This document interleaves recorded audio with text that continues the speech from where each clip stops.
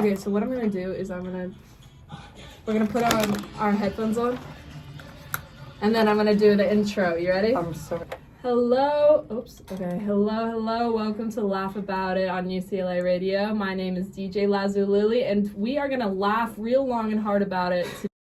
We have the funniest comic, up and coming comic. Can you introduce yourself? Hello, everybody. I am so happy to be here with the one and only DJ Lazulili, everybody. Woo! I am Samantha Linderman, and I'm so happy to be here. Awesome. I'm really glad to have you. So we're just going to be doing an informal little interview with you today about all things comedy, all things LA comedy, all things generally. I mean, we're going to be talking about Taco Bell. We're going to be talking about long walks on the beach. We're going to be talking about fighting with our grandmothers.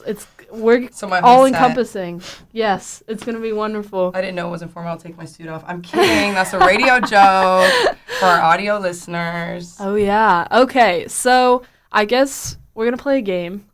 We're going to play a really quick game. Gosh. I'm going to shout a word at you. Well, maybe not shout. Maybe I'll, loudly say a word at you, and then I want you to tell me what comes to mind. Mind meld. Yes. With somebody else. Okay, I love it. Exactly. Okay, so first word, what comes to mind when you think of the bus? Seat. Okay. What do you think Wow, creative. Oh, she's different. What do you think of when you think of... Wait, what word? What? Oh, my God. You know what I'm talking about. When you think of the word, the Iliad. Too much. That's 2 words. Never read it. Too much. You can hyphenate that. Yeah, hyphenate. Iliad. I think of Ilya. Heated rivalry. Oh my God. Have you watched that? Only 3 times. Yeah.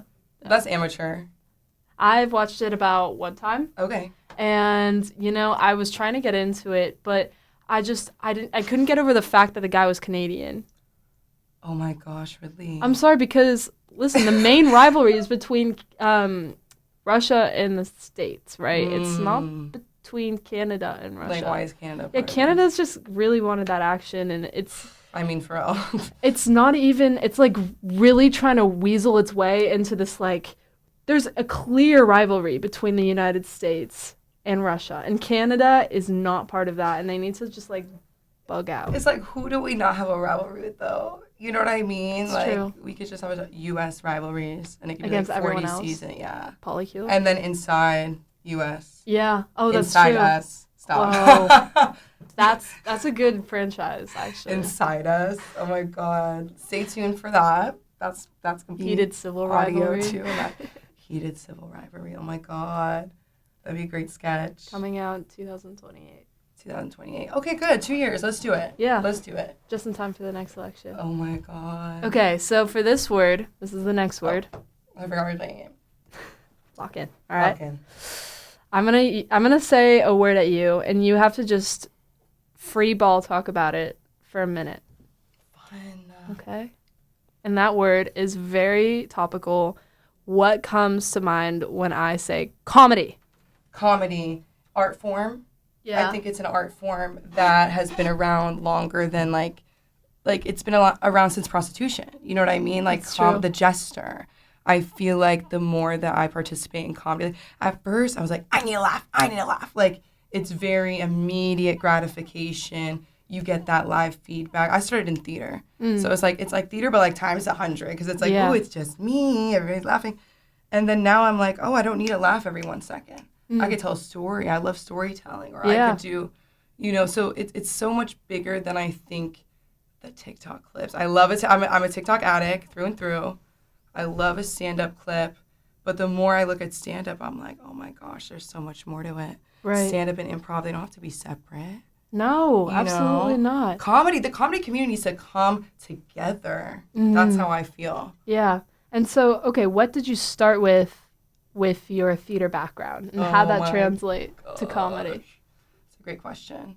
So I actually, it all started in 5th grade when my teacher was like, you need an outlet. And I was like, oh my God. Wow. I couldn't do sports, ballet, like that wasn't my thing.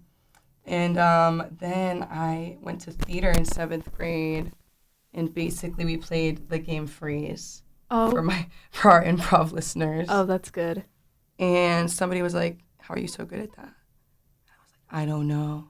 You're a natural. It felt like the thing. Like it felt like when you watch the movie and someone's like kicking the soccer ball, and then they get older and they're like, "This is what I'm meant to do." Like, Yeah. you know. It's your calling. Yeah, it felt good, but it wasn't like that easy, you know. So then I went to Second City in LA, and that was fun. Like it was just so much fun. Yeah. I feel like I wish I could get more. Like it's so interesting because I am only 23, and then I think about, okay, so my comedy journey started 10 years ago. Wow. Okay, and tell us about Second City. Oh my gosh, so much fun. I think Second City LA is dead now, if I'm not wrong. I think that's still like mostly online. Oh, really? Yes, like Second City Chicago's huge. Oh my God, Second City, you're talking about, this is a good thing that came out of Canada. Second City, Canada, Catherine O'Hara. Ugh. I didn't know. Did you know? I didn't know that she was Canadian. No, but besides that, she started in sketch comedy. Oh, that's great. And we didn't even know that.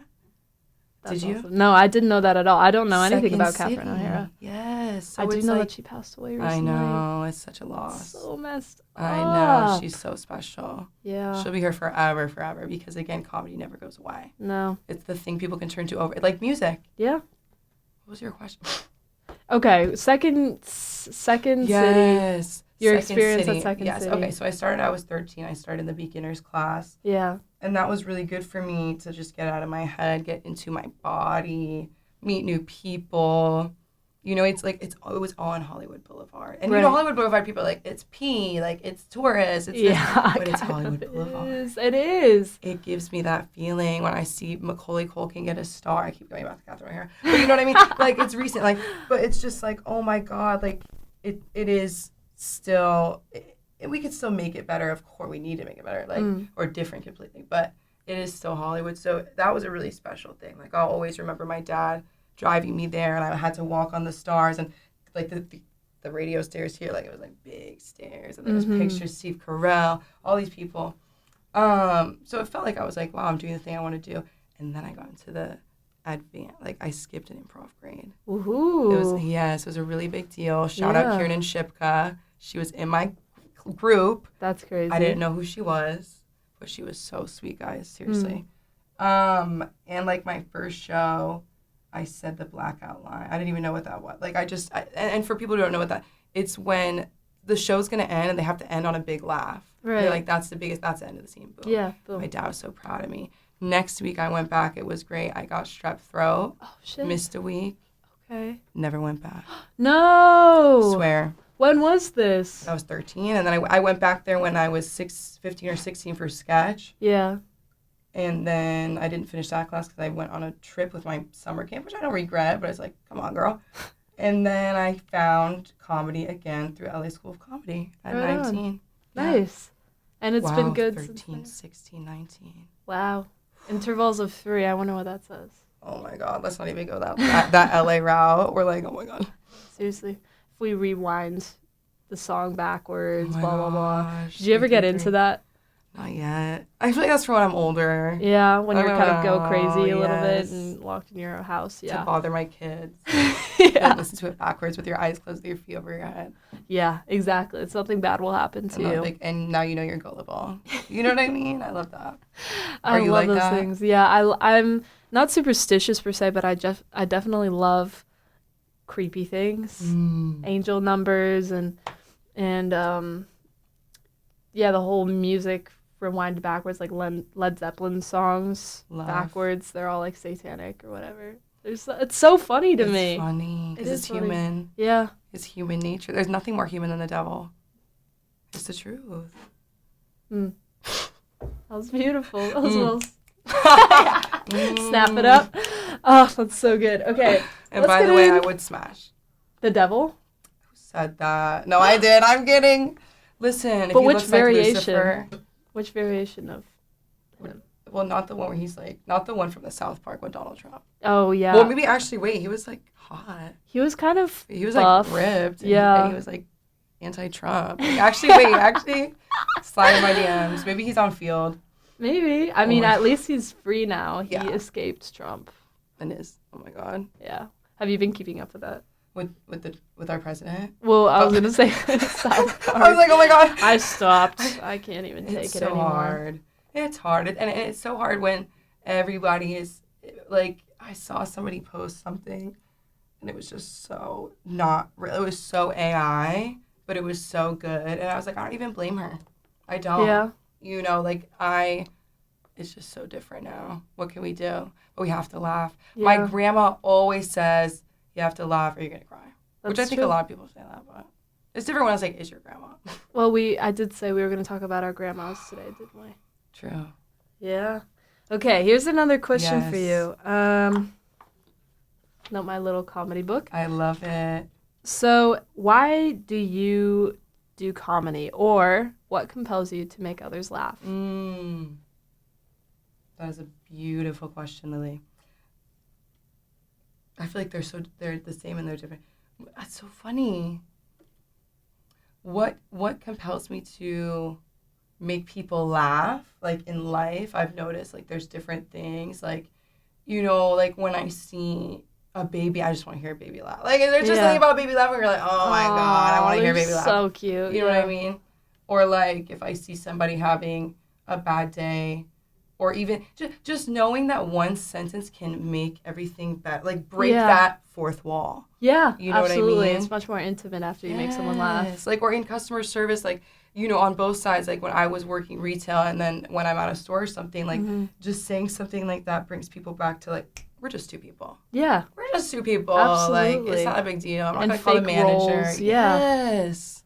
At the end of the day, you're a person talking to another person about something made up, and you just have to laugh at the ridiculousness of the situation. It keeps things going. And in terms of performing comedy, you know, I question it sometimes because I love to act. I love to, and what we were talking about earlier about things seeming very separate.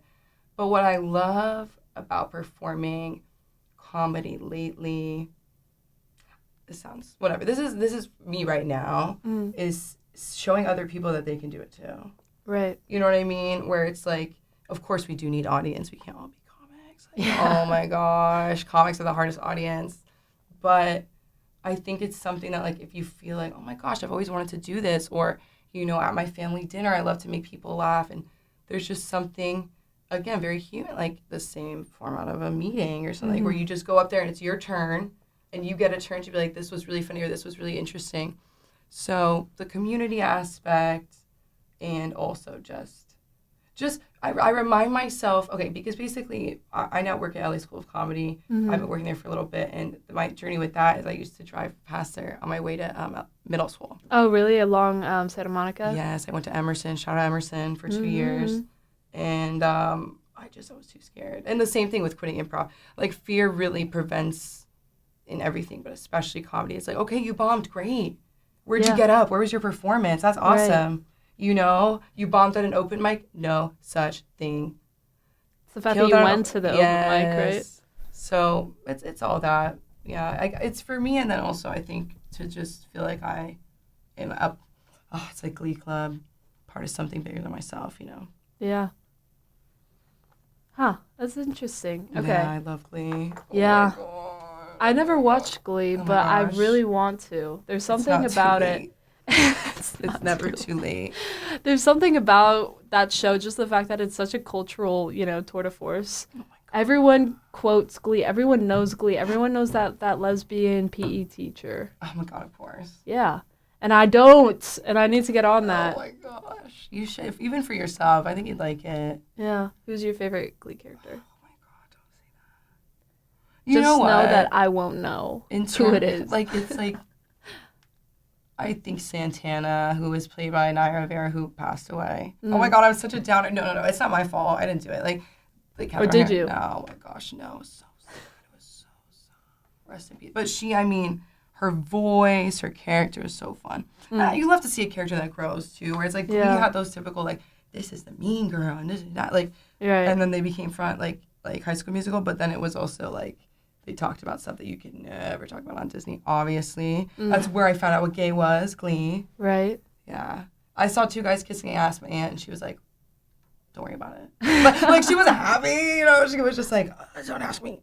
I was like, "Okay, chill, Right on. whatever. Sure. That's Somebody's Glee. getting some." Hey. Hey. Oh, that's great. Okay.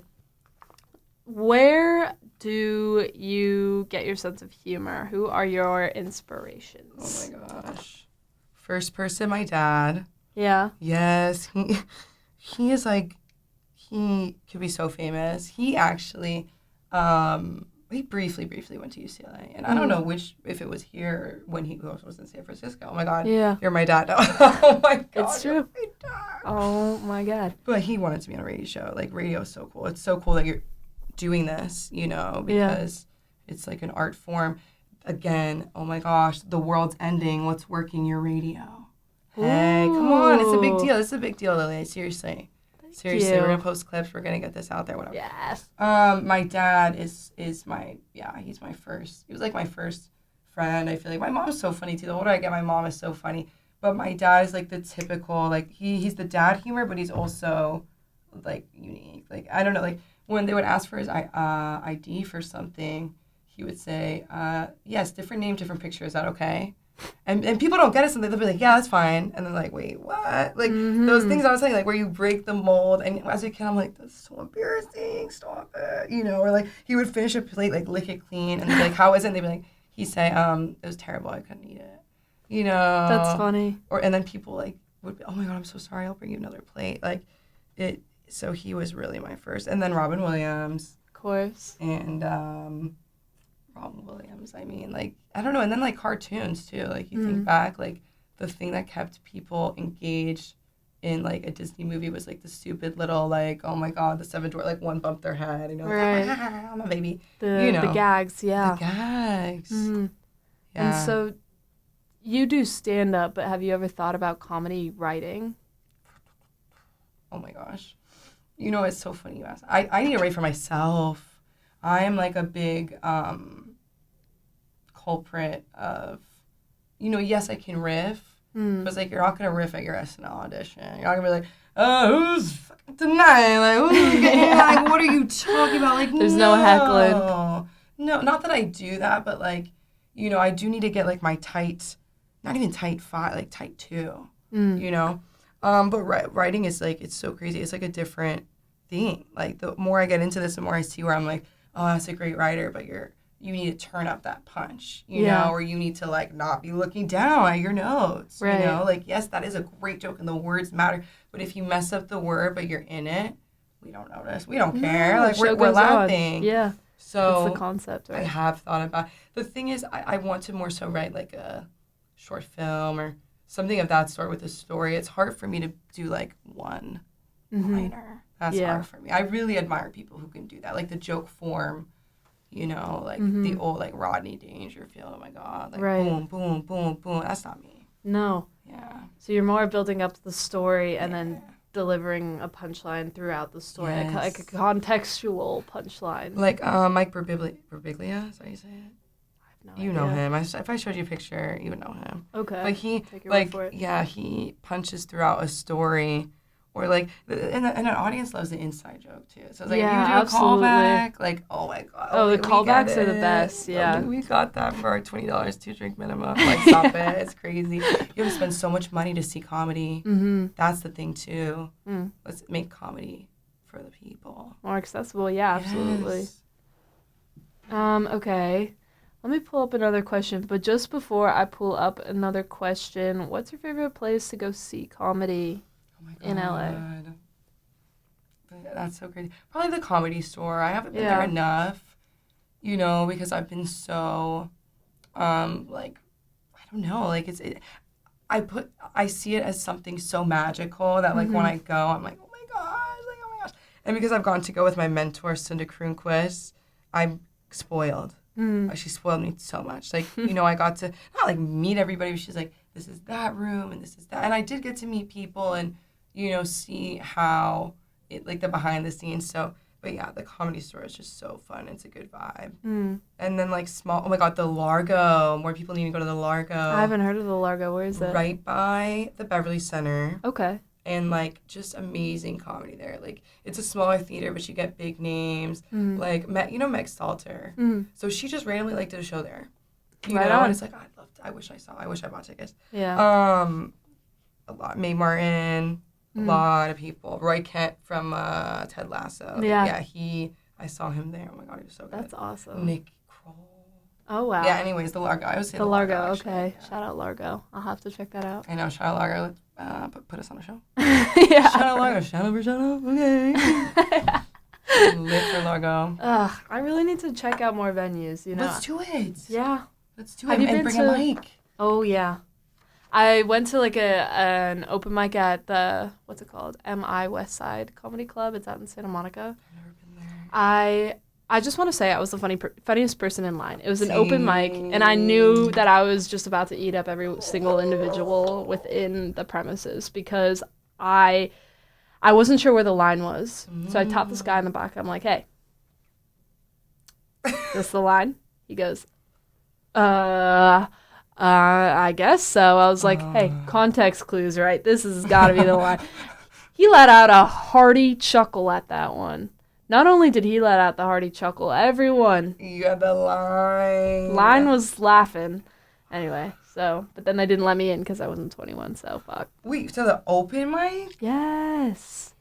I know, it's so ridiculous. They will gatekeep in any single way that they can. It's dumb. And it's like, we do not need alcohol to be funny. No. We don't need alcohol to be funny, and the audience should not have to be drunk to laugh. No, absolutely not. That's just bad comedy. If you have to be drunk. Literally. Yeah. It's so crazy. That's like, I'm upset for you. You made the whole, they're like, where's that girl from the line? Yeah, I bet they were all rioting. They were all throwing their tables over. Where's the line girl? Line girl. Oh my gosh. Well, I'm gonna become famous, and then they're gonna just every single time that they think about that. They're gonna play this clip over and over. Like, I should have. They should have. They're gonna pull up surveillance of when I was in that line and be like, look, she actually did come. They're gonna AI it. Yeah, probably. They're they gonna will. AI it. Shoot, AI is just gonna take over the world, isn't it? I know, and it's like, it's upsetting. It's upsetting. I had to turn it off on my phone. Really? Apple Intelligence. Oh my God. What is that? That's scary. That? They didn't tell us, and they just put it in there like the U2 album. Yeah. Do you remember like that? The U2 album. Okay, I actually really liked that U2 album.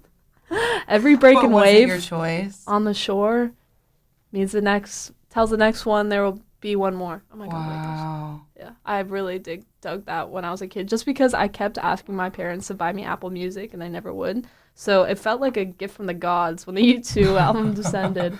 Yes. My own music. It was free. It was free. Yeah. I think that was on purpose. I think they made a big deal with Apple. Like, yeah. Seriously, put that album out there. 10 or million. One of the interns was like, oh, my favorite album. You think so? Great. I have no idea. Have you listened to it? I think by accident only. By accident. You know where you're like the shuffle play. Oh my God. Yeah, or it's like A-Team by Ed Sheeran over and over. Was that another free song? Because I swear every single Apple Music library has that in it. Because it was that good. Yeah. It was that good. And then it's the letter A. Yeah. Oh, that's true. A. He's so good. He can make anything a bop. Yeah. I do like Ed Sheeran. Did you watch that movie that had him in it? It was about the Beatles. I have not seen that yet. Oh my God. The whole concept of his being there was that he was trying to remake the Beatles, but in a modern way. So rather than Hey Jude, he was proposing Hey Dude. Oh my God. That was the whole joke. Hey dude, that's crazy. They would do that now. Yeah. They would do that. Hey dude. I don't know the rest of the song. Don't get mood. Your period isn't late. Yes. That's modern day. Hey dude. Hey dude. Hey dude, calm down. Hey dude. What do you think? Do you think when somebody calls you dude, that means they don't have a crush on you, or is it just vernacular? I think, okay, hey dude, hey man, hey bro means that's a friend zone into oblivion. Really? Yeah. I think dude and bro are different. Because I'll be like, dude.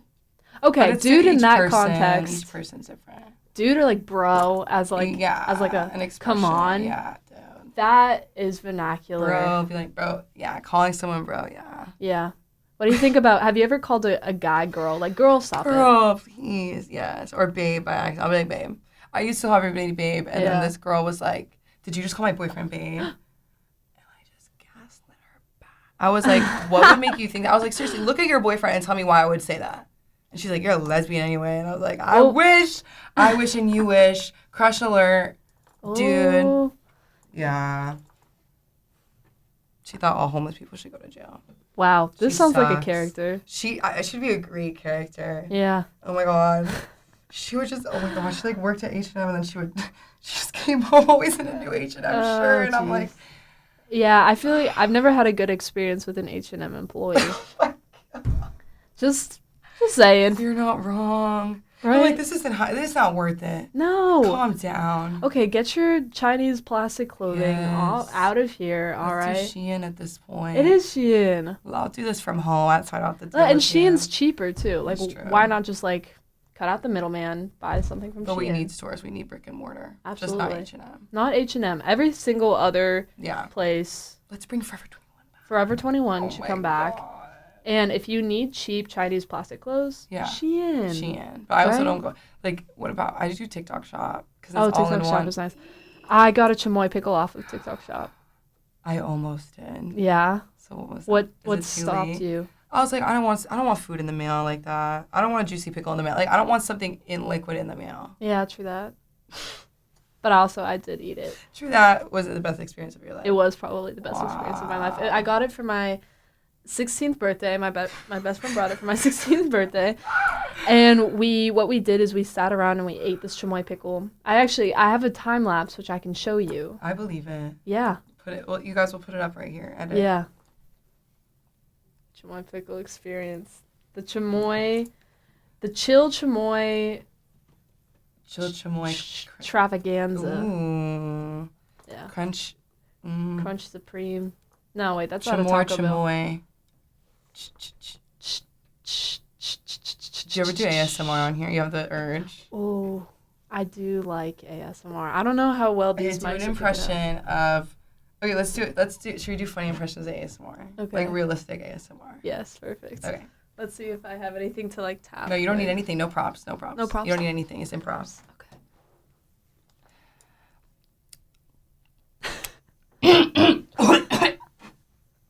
Hey guys.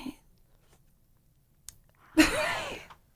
Welcome back to. People are gonna leave. Oh my god, people are gonna leave. They're listening. What we're gonna do, you guys, is we're gonna talk this low until my mom catches me on her cell phone. She doesn't know I'm doing this. Dude, too many kids on the internet. Too many. I was a kid on the internet though. So. Oh my god, me too, but not like this. Not like I think ASMR. Roblox is worse than anything right now. I love Roblox. But you're not 7. Yeah. Imagine you're 5. 5 years old, hitting like, Roblox. I need Robux. I'm like, how can I get them to you? Like hand to hand? Like, how do I Apple Pay? No, it's all like crypto now. It's crypto. Yeah. It's cryptic. I think that Robux. It's Robux. Will ASMR for Robux. It's all meditative.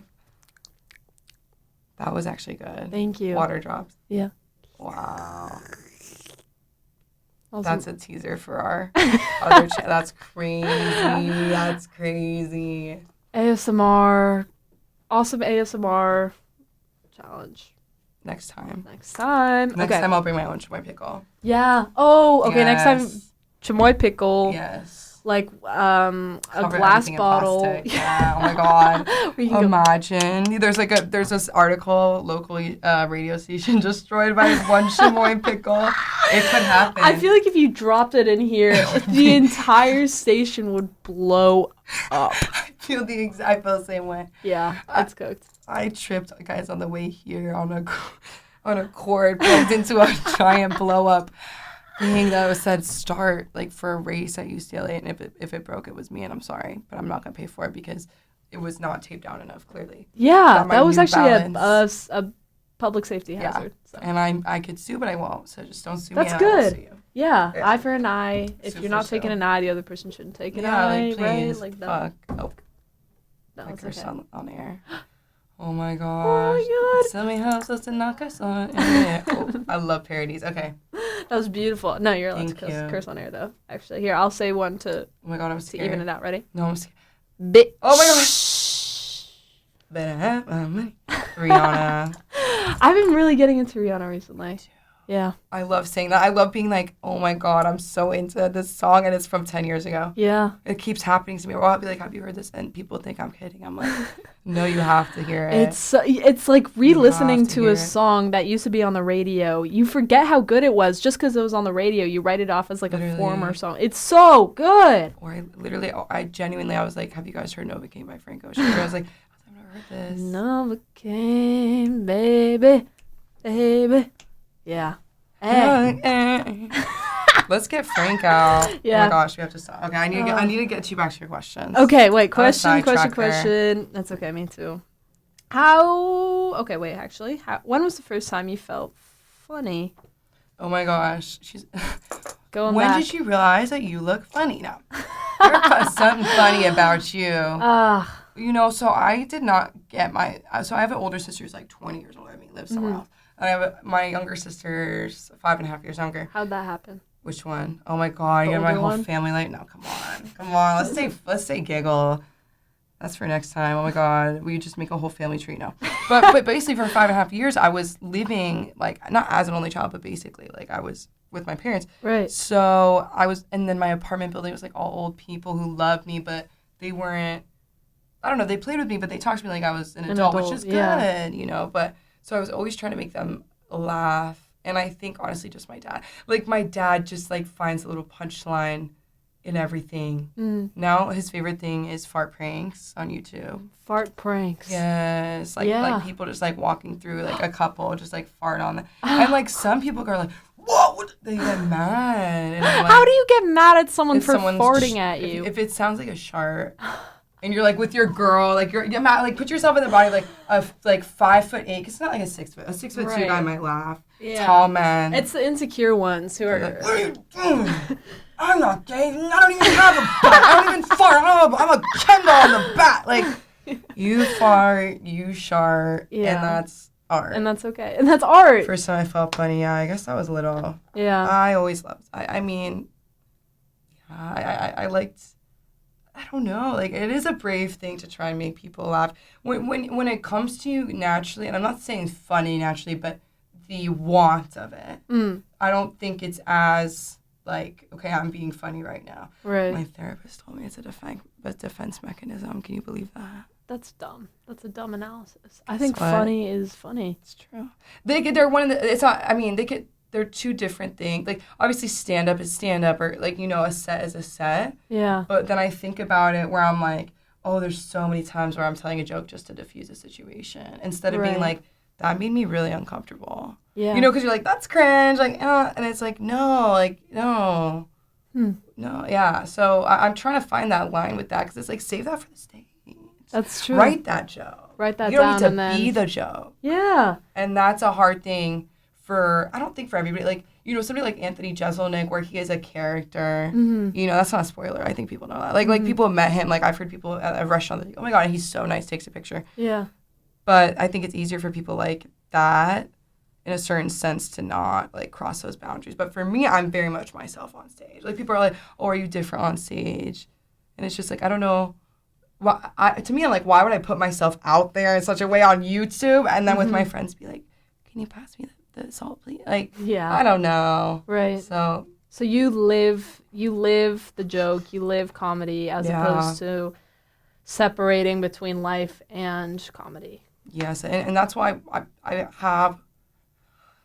I just have this dream project. I know now, like with Kai Cenat and like the Mafia, that like 24-hour streaming, done, been done. Also, I can't do that mentally. Oh my God, I don't know how they do it. Well, what if you have to like Go to the dump? bathroom. The quickest thing. He's like, the only thing I do is go to the bathroom, come back. That's it. Sleeping, everything, eating, brush your teeth. But I do want to do something of just showing like the comedy in everyday life, like on the street kind of thing. But again, not like Billy Eichner being like, wow, like it's such a funny character. But I think just seeing an old person and being like, do you have 5 minutes? Oh my God, that's good. Yeah. Do you have 5 minutes? Like, do you have your 5 minutes set? And also, do you have 5 minutes to talk? Oh my God, nobody steal that. It's on air. Do you have 5 minutes? Because literally 5 minutes, and you can have insight into a completely different world that you would have never gotten just because you want that person to laugh or you want to like have an interaction with them. Yeah. You know? Do you have 5 minutes? That's good. That's good. You could always do street interviews. That's my favorite. Because I was doing it, but with no camera. You know, like I went to the movies with this old lady I just met just because. That's so fun. What's she going to do? She's not going to hurt. Like, we're going to movie theaters, you know? If she tries to rob you can always just push her over Oh, my and run. God. Exactly. She drove me home. Aww. Sweet old lady. Yes. What movie did you guys go see? We saw that one Wes Anderson movie. The French. The Venetian Scheme, something like that. No, it was older. It was like 5 years ago. It's the French Dispatch. Oh, yeah. Yes, and I did not want to see that movie. And it was good. And that's another thing is like, go see that, you know, I don't know. Now I'm getting on a lot of things. But I do feel like, you know, the mindset of comedy as a comedian and also as an audience where it's like, for a second, I'm going to give this person the benefit of the doubt. Okay, I'm gonna give the person the benefit of the doubt that there's a punchline. Yeah. And I'm going to give the audience the benefit of the doubt that maybe they're going to understand it if I reword it or whatever. So I think that if you apply that to other areas of your life, like I think a lot of doors open for you. Really, let me just try it. If I bomb, whatever. Right. You know? And how do you write your jokes? Like first of all, what do you derive inspiration from? And then how do you go about turning that from like a something that happened to you into something that you can laugh about? Beautiful question. You are very articulate. I'm having such a great time. I have to say that. So I can't wait to tune in more to this. But to your question, a lot of it's from real life. You know, I forget that I can embellish. It's hard for me to lie. Oh my God, it's easier for you. Like if I'm forgetting it, I'm like, oh, it's the truth. Like I can remember. You know. But the best thing that Cinda ever taught me, get to the funny faster. Get to the funny. Is it funny? You know, like if it's necessary to the plot line, it's different. But if you're like, my first cousin, well, actually, doesn't matter. Right. It doesn't matter, you know? So I derive from my real life and then just from doing it over and over again. And you're like, consistently, this isn't getting laughs. Yeah. Why am I going to keep saying it? It's funny to me. It doesn't mean it's not funny, you know? But it's like, you want a joke, it's for the audience. You know, yes, it's about having fun. If you're having fun, they're having fun. But you don't want to isolate them either. You know, you don't want to do, you could be the old school. Is this thing on? Or are there any English speakers in the audience? And it's like, ugh, like, you're not Don Rickles. No. I don't think we're going to have another Don Rickles. But that's okay because we're going to have somebody else. That's a whole other thing about the cancel culture. Oh, my God. That can be a whole other thing. But yeah, I try to write by literally writing and then by repetition and, you know, okay, I'm going to add this new tag and see how that goes. Or I'm going to actually pause. I'm going to pause and take a deep breath and think instead of going like and choking. You know what I mean? Yes. I'm going to take a pause and think, and they're going to laugh. They're going to laugh. Because everything looks intentional when you're on stage. Yes, intentionality is a crazy part of it. I didn't know that, you know, like against Robin Williams. A comedian I know, he was telling me, like, he saw Robin Williams 3 nights in a row. Wow, okay. And every night it was the same. To the breath. Wow. And would you ever think, I would never think that. No, he looks like he's so, like, spontaneous. It chills. That's where I'm like, this, again and again and again, the biggest thing that I can remind myself when I'm not taking it seriously and other people when they're joking about, because it's so funny, it's like, it's funny, but it's like, it's serious. Like, this is serious stuff. Like, you have an audience. You have 500 people who paid money. It's like the Bo Burnham song. What is it? Art is Dead. Oh, my God, where he's talking about the money that he gets in one night. What do you say? Could feed a family of 4 for 4 nights. And I'm like, that's true. But good comedy, George Carlin, that's, to me, I'm like, that's worth the money. That's worth the time. So it's like, what are you adding to the world? Right. You know, if you want your voice out there, have it be your voice. Don't have it be somebody else's. Don't try to be anybody. You know, like, don't. Right. It's wild. There's room for everybody. That's the truth. But I do think that you should start by mimicking others. Learning from people you love. Yeah. Yes. Oh my God, yes. But when it comes to like, Cinda talks about like Paula Poundstone. Like Paula Poundstone, one of the most iconic female comedians of all time, always wore a suit. Right. And so I forget who was like, you should start wearing suits. It's like, well, not really. Yeah. But in terms of timing or concept, yeah, I have to let myself do that more. Like watching SNL, like taking from that to stand up or this or that. That's the beauty of it, isn't it? Yeah. The homages we do. Absolutely. Yeah. With or without realizing it. Yeah. Well, I had a conversation I used to work at a coffee shop. Fun. It was so fun. And there was this one guy, shout out Wes, wherever you are. Wes. Wes the best. Let's go, Wes. You the best. What's up, Wes? Where do you work now that pizza's closed? Like your shirt, where's the rest? Yes. Let's make that a song. Drop it on SoundCloud. Anyway, Wes said that all great artists start by copying from other people. So you shouldn't try just right off the bat to differentiate yourself from others. You have to look at other people and mimic them for inspiration. Like, you look at Renaissance artists, they were part of workshops. They were working for older masters before they themselves started their own workshops, and they took on apprentices who started their own workshops, Like, you start learning about art history, you find out that Titian was the student of Lucretius, who was a student of Michelangelo. I'm making this up, but you get the point, right? Everyone is learning from others, and I think that applies to comedy as well, where you have to start off kind of doing like the talk about the airplane food, and then you get into like, let me tell you about my day. Yeah. Right? So I think that's a very valuable stage that we skip over a lot in a rush to like get to the end goal. You have to like be a student first. You just could not have hit the nail more on the head. I think that's what stops a lot of people. That's what stops me still. Still, I'm like, oh, that's not original. There's no such thing as an original thought. Nothing exists in a vacuum. Like, so much of comedy is based on an observation about something else. Yeah, absolutely. Like, so or a comment on the other one, yeah. When you think about it like that, wow. Go out and When I used to tell people I had a mentor, I had a group of men laugh at me about what, I ain't gonna laugh, no. They're like, mentor, I don't need a mentor. Yeah, okay, you just need to spend, $40 a week on open mics and then, $20 on drinks with the comics afterwards and then the same show, whatever. Yeah. I'm talking mess now, but what I'm trying to say is you're 100% right. And people need to know how to take feedback. Comedy's all about feedback. And that's why I love where we met, LA School of Comedy. I started taking this class. And it's like, it's one of those things where people say, how can you teach somebody how to be funny? Now, it's the mentorship. Yes. It's like the apprenticeship. It's having someone be honest with you and tell you where you can improve. She's honest. Oh my God. She's so honest. Yeah, she is. Oh my gosh. Like, stop touching your face. Stop touching your face. Yeah. Stand up straight. Yes. Stand up straight. Yes. It's true. It's true. She runs like a drill sergeant. Thank God. Yeah. Because put the mic back in the stand. At first, you're like, why does that matter, right? Imagine you go on stage and like, here's the mic.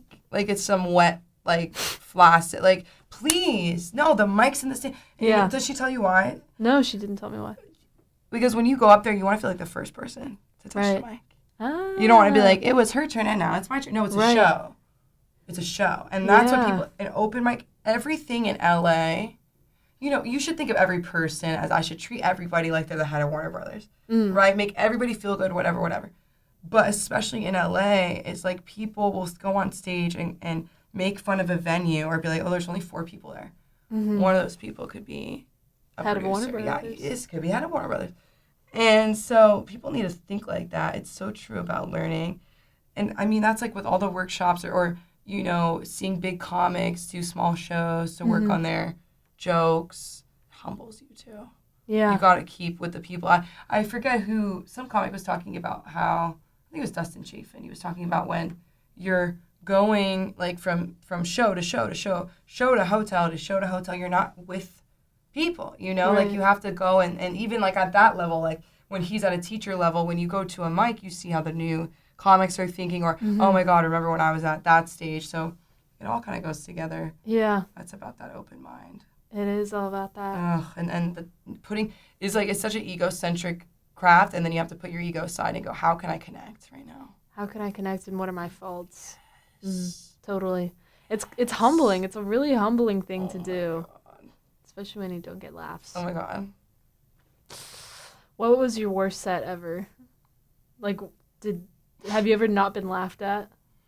Yes. You know, I think most of my bad sets were due to lack of preparedness, lack of professionalism, all on my end. I have never walked away from a show and been like, F that audience. F that audience.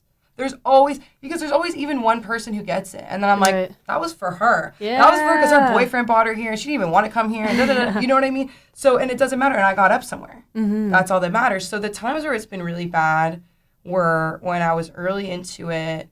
You know, let's see. I'll be honest. I'm going to be honest. When I was 19 years old and I was allowed to produce a show at a bar, and it was also the only place that would serve me alcohol. And that's where I think, you know, me sharing my mistakes can help other people. Like teaching, you know, learn from my mistakes. Yeah, you're going to do them too. But also you need somebody to call who, when you do F up, is not going to be like, why would you do that? You know, like, call me, like, that's what the community is about. But yeah, basically drinking and comedy, the world seems so close together with a 2-drink minimum, and comics performing for free drink tickets. You know, like, it's better than nothing. Bars, right? They're all in bars. Yeah. So it's like, it's so intertwined, and you have to remember you're at work.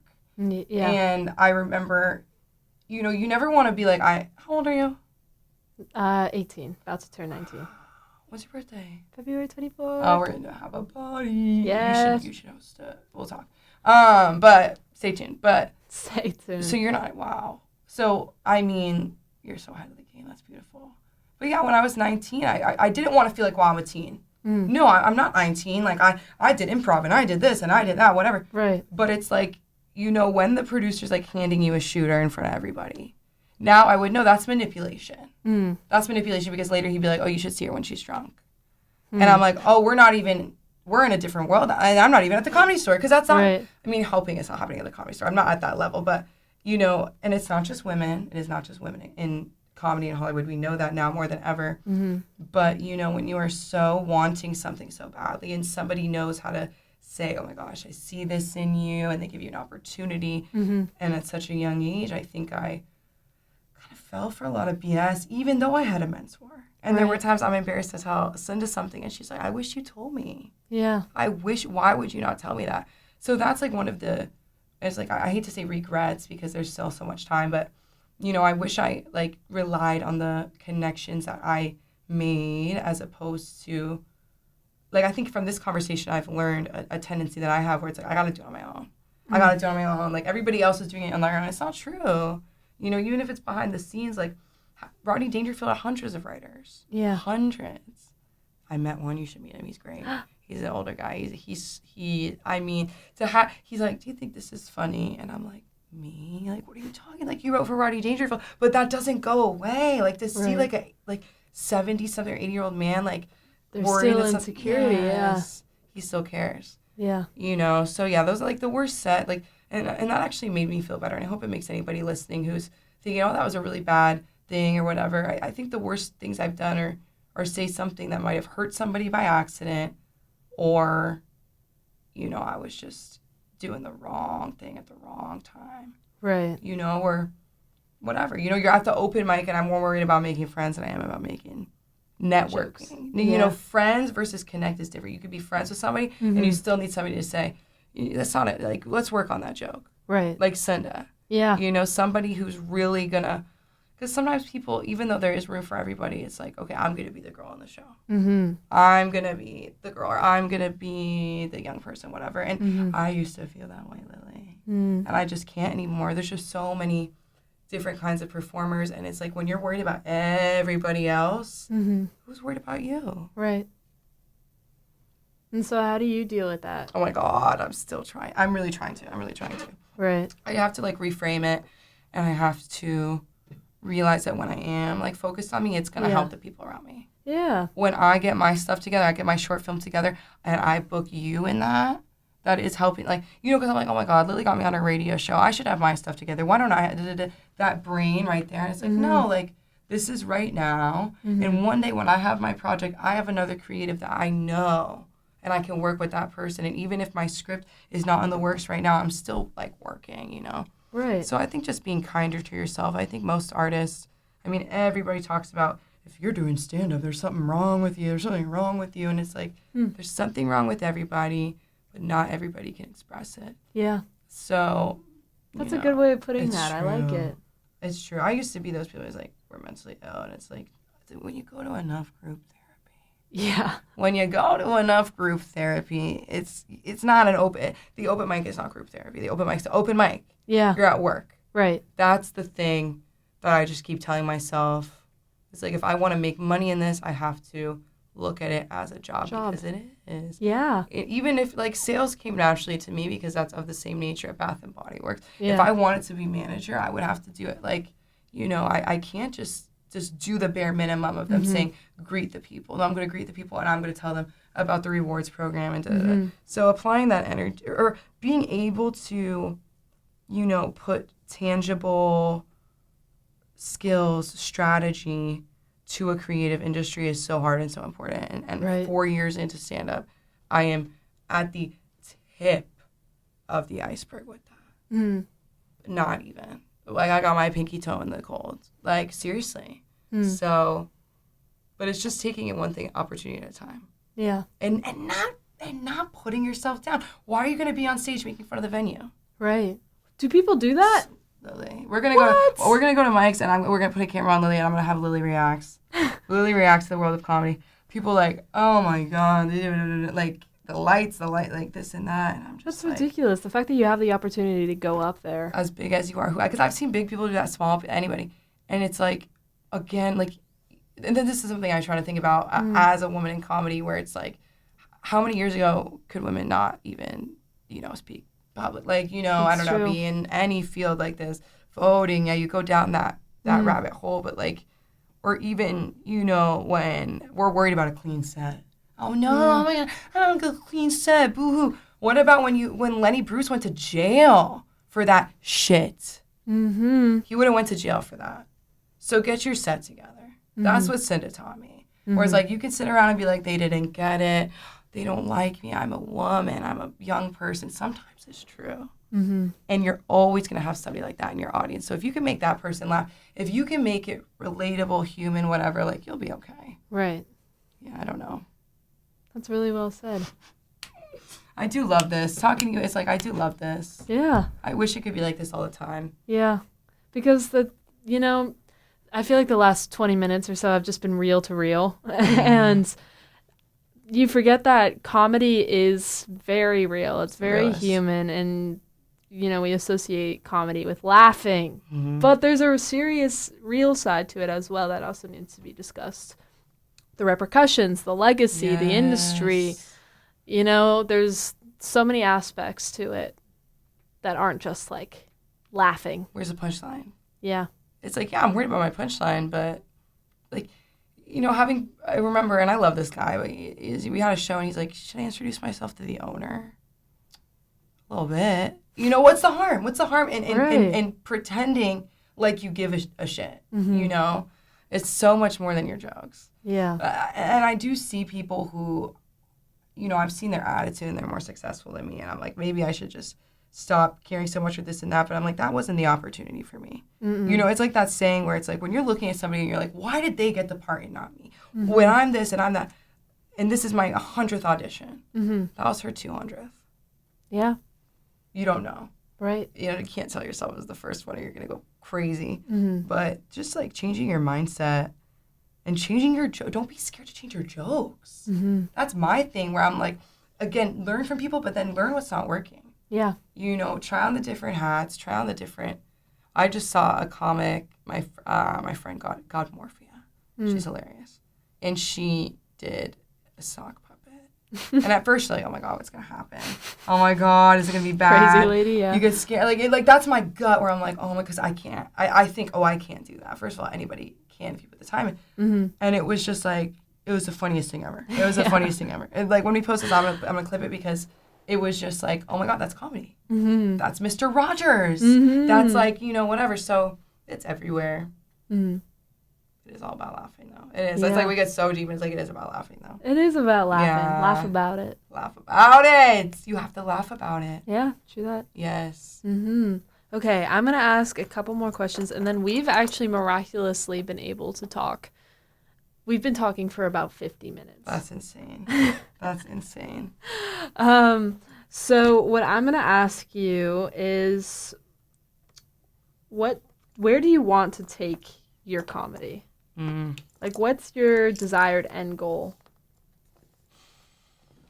Well, it's so funny because I forgot to say I look up to her. My end goal in a person is Melissa McCarthy. Like, that to me, I'm like, she can do anything. I don't know if she's really done stand-up. That's so funny. It's like the one thing I feel like she hasn't done but definitely can do is stand-up. Yeah. But I would love to get to, or even Adam Sandler, to a point where I've developed my craft and I've developed my name to where I can make a movie with my friends. I can make a movie with my friends that's going to be timeless. That's fun and quality and, giving people a chance. Like, look at Cameron Boyce, Adam Sandler, what he did with Cameron Boyce, where he had him in so many movies and things like that. And then even after he passed away, putting a clip of him and like, I always get so sad. But, and my point is like, so my goal, would be to take my comedy from, yes, to keep going with live stuff, but to kind of switch it up, go more into film and TV,